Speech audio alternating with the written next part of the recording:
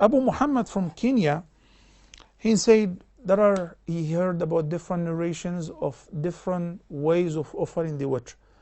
Ya Abu Muhammad, the Prophet ﷺ prayed witr 1 rak'ah, and he prayed witr 3 rak'ahs, 2, then tashahhud and taslim, and he prayed the 3rd rak'ah by itself. All of that is called witr.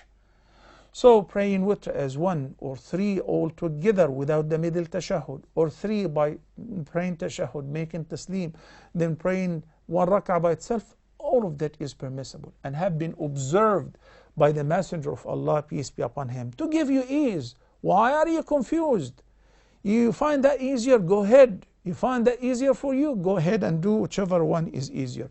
Qunoot, which is supplicating in the last rak'ah of witr, before ruku' or after ruku', both are permissible.